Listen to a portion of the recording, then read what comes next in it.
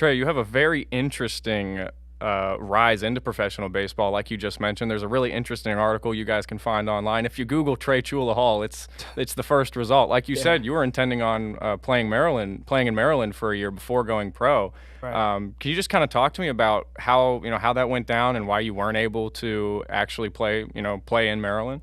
Yeah. So my freshman year, it was kind of during the whole pandemic, that whole COVID craziness. It was 2020, 2021. Um, and it was a mess. Everyone knows it. It was a tough time in the world. And my mom, unfortunately, going into my freshman year, got diagnosed with COVID, and she got it pretty bad. You kind of hear stories about people that are hospitalized and people that get very sick from it, and she was one of those people. And it was tough. And trying to get used to college and be a first year college student was tough trying to handle both things. And we played an abbreviated season, so we kind of didn't know what was going to happen. We didn't know if we were going to play, if we weren't going to play, if we were going to get sent home. But we ended up Stonehill was really good about it, testing us. So we played, I think, 35 games. But throughout the whole thing, they were kind of telling us we're going to get the year back. Like, guys are going to get this year back. We see the D3 guys getting it. A bunch of D2s are getting it. So they were just telling me, yeah, like, we're just going to play. And for me, I'm someone that if I'm healthy and I'm able to play, I'm going to play. And it's something my mom wanted me to do. We had conversations about it. But I was going back and forth from home and in school and trying to figure it out. I'm the oldest of 5 at home, so I got 4 little brothers and sisters, and it was tough for sure. So we filed for my waiver. I started in 14 games and then appeared in 21. So apparently that number was 20.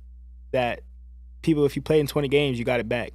But I appeared in 21. So they were trying to, get that waiver for me. They allowed me to enter the portal after my senior year. So I was like, all right, cool. Like, I'm gonna get it back, and I committed to Maryland. Shout out to them. They were awesome people. They were great about the whole situation. And the NCAA kind of sat back, and they didn't give me an answer for very long. Like, I was supposed to go out. Larry was getting ready to leave from Maryland, and we get a email like, we need you to send more paperwork in, more doctor's notes on your mom's stuff, more doctor's notes saying you saw our counselor or whatever it may be. So we submit all that stuff again. Waiting months. Now they're already in school, and I'm like, dude, I need to get out there. I need to start playing ball, right? So then Maryland was like, you know what? We're just gonna have you come out for the spring and be with the team and get to know the guys. So I was out there for that whole kind of spring, and when we were working out and still waiting for the NCAA to come back, and they came back and denied my waiver, told me I had to appeal it through the courts and get an injunction, kind of like the Diego Pavia situation. Yeah. And we waited, we're getting ready to leave for our first series, and they told me no. So I had to come home and I had to figure it all out. So it was definitely a tough year for me in trying to figure out what I'm going to do. But, it was a blessing. It led me here, and it's cool. So you find like this situation kind of fuels you a little bit and serves as motivation. You kind of had the game stripped away from you for a year, and now you're able to get out there, be in the starting lineup, show your talents off every day. Do you kind of have a mentality when you go out there like, this is what I can do and this is what I was denied of?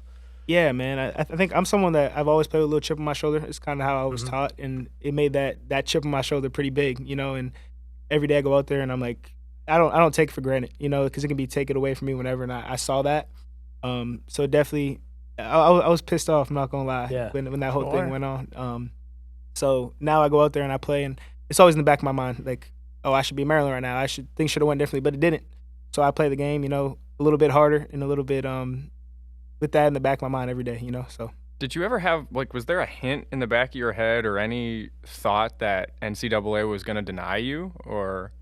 No, not at all. I think everyone in my circle and everyone at Maryland, everyone at Stonehill, my former school, they were great too. Like, they wanted me to go out, and with all the NIL opportunities now and the scholarship I was going to, it was, it's life-changing for a young guy and a young baseball player, and everyone was just like, very optimistic about it. I was optimistic about it, so I was super shocked, and it really knocked me off my high horse when they told me, like, no, like, you can't play.